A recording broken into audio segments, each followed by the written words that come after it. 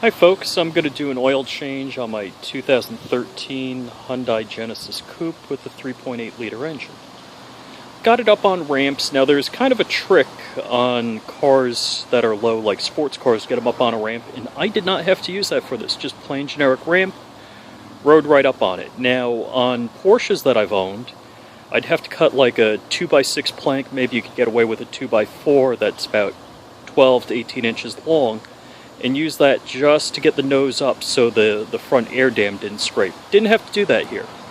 Alright, so let's take a look under the hood. And can I do it one-handed? Yes, I can.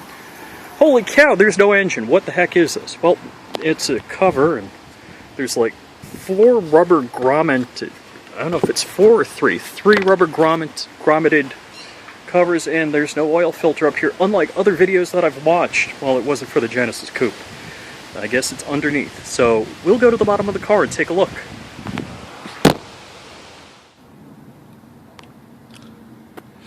Okay, there's a number of bolts under the car. So here, here, here. For the back, over here, here, here. I think that's it. I don't know if I covered that one over there. But they have to be removed to expose the underside of the car. So the bolts are 10 mil. And just a simple wrench. I'm loosening them all up, and then I'm going to just spin them off. Now my theory is if you take the outer ones out and leave the inner ones in, it's not going to hang and bend anything. Not like you have to really worry about that with plastic, but that's my tactic. Okay, so after you remove the 8 10mm bolts that hold the cover on, you can see the oil filter. I hope the lighting is good enough. There's a nice nut on this, so you can get just a big 6-point socket on it. And make sure you use a 6-point socket, because then you don't bugger it up. And in fact, your 12-point sockets are useless. Throw them out. And being a brilliant mathematician using a 6-point socket, it is actually a SAE equivalent of 1 1/16. Alrighty. I'm going to let the oil drain a little bit, because I'm assuming the whole cartridge is going to come out, so if I let the oil drain, I think I'll be better off. And I'll report back. Okay, this actually worked easier than I thought. The big lip prevents the oil dripping onto your hand, and I've got the cap and the cartridge filter all in one. And hopefully I got the right filter. We'll know in a moment. Okay, this is where I need a third hand, and I don't have any gloves with me, but I'm reusing ShopRite bag, or some bag. And all you gotta do is just grab the filter cartridge and pull off the top lid, but being that I'm a normal human, I only have 2 arms, can't do that. Okay, I've got a Wix oil filter here. I'm going to pull it out of the box, and hopefully the thing matches. So it's a Wix 57029. So it looks like the filters are right. It looks like the O-rings are right. The O-ring goes down around the bottom here. There's a groove. Yeah, I can't point. I need that third arm. Let's see, I'll point with the screwdriver. See, it goes right about there. Because there's only 6,000 miles on the car, using a little screwdriver like that, gently prying it out so you don't gouge the O-ring in case you got to use it again, and so you don't gouge the top of the oil cover, works fine. Alright, so now here, I'm going to take this out. Now, you might want to check that it's the same on both ends, and it appears to be. And if it snaps in like that, that should mean it's a match. Now, does it look correctly right? Yeah, I guess so. Alright, we'll find out. I'll put the O-ring on. Now, mind you, there's an O-ring in here, and there's a couple other O-rings, I think, for different model V6s, and then there's a crushed copper gasket for your oil drain plug. Now, In aviation, we use these on spark plugs for the plane, and you're not supposed to reuse them, but if you heat them with a propane torch that's called annealing, and I think quench them in oil, you can reuse them. So look it up, don't take my word for it, verify it, but that's, if you didn't get a copper gasket in the kit, that's probably what you want to do.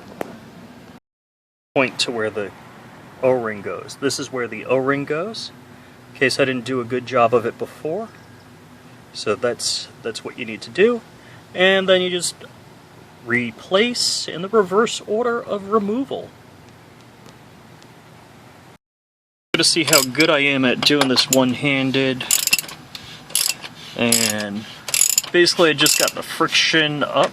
Alright, so now it's coming to a seat, and they talk about, I don't know, like 17 nanometers or something like that. Alright, don't tell anyone. I'm not breaking out the torque wrench on this one. Alright, need two hands, gotta go. Alright, I broke out the flashlight. I don't know if you can read it, but it does say 35 Newton meters. Just want to let you guys know so you got that calibrated torque wrench out for you. Folks, after a battery change and a 17mm wrench and the oil's all drained, I've pulled the plug, and the plug seems to have an aluminum gasket on it. So it's not coming off easy. I'm going to grab a utility knife and try and get it off gently without slicing up a finger. I'll let you know how that goes. That aluminum washer I was able to pry up, and you want to do that without damaging the nut, without gouging it. But really, I left out one thing. Before you replace it, make sure the included copper gasket is the right size, because otherwise you're going to need to reuse that. So be really careful with this stuff. Oh, and one more thing. I wanted to mention that while I was prying the aluminum washer up, some aluminum strands got caught in the threads. Make sure you clean that out before you reinstall it. Okay, and here's the copper gasket on the end, and all ready to be reinstalled. Okay. So I like to install these by hand so you know it's all the way in there, and using a 6-point, and if it was adjusted right,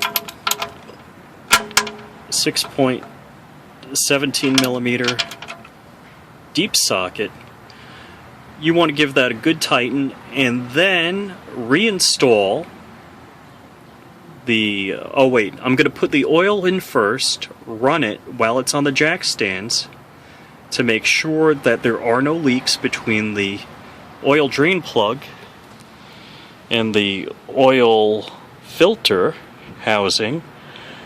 And once I get good oil pressure after putting 6.2 quarts of oil in this darn thing, and I'm going to be using some synthetic oil, AMSOIL that is, and putting the cover on, we're gonna we're gonna put the cover on after we know everything's good and take it down from the ramps. Alrighty, now I did remove the cover on the engine. You don't need to do that because there is nothing under here you need to service. I am using the 10W30 AMSOIL, which is good down to, I believe, 0 degrees Celsius.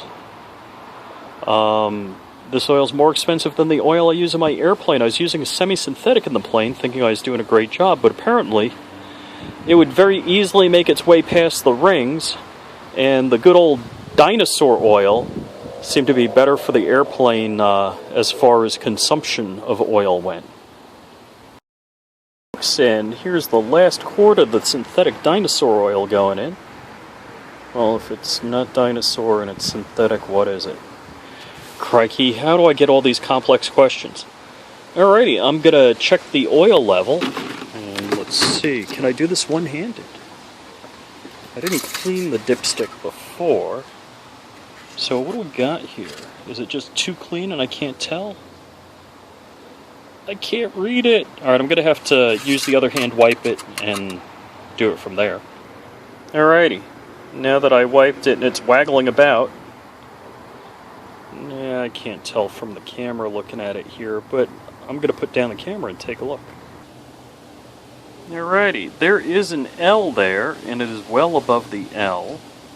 I'm assuming the dimple is the range in which it should be, so we're looking good. Alrighty, so with everything out of focus, we got the oil cap on, the oil dipstick is in, there's no tools on the hood of the car, and we're clear underneath the car. Oh, you mean I was shooting zoomed in all this while and had no clue? Alrighty, so that's the view. Looks like we're set, and I'll give it a start. Alright, I'm in the car, clutch depressed. I'm going to put my foot on the brake. The parking brake is engaged, and the transmission's in neutral. And I got an oil light, but of course there's no oil gauge in this car. Why would you put a sports car with no oil gauge? Hold on, let's gripe about that. I got this gauge. Hey, I got a sports car. Do I care about fuel consumption? Heck no. Torque, maybe if I was running a turboprop aircraft. And oil temp if I was running an air-cooled aircraft engine. But yeah, these three gauges are completely meaningless in an automobile. Anybody at Hyundai watch this? I want to talk to you about it. Okay, I'm under the car.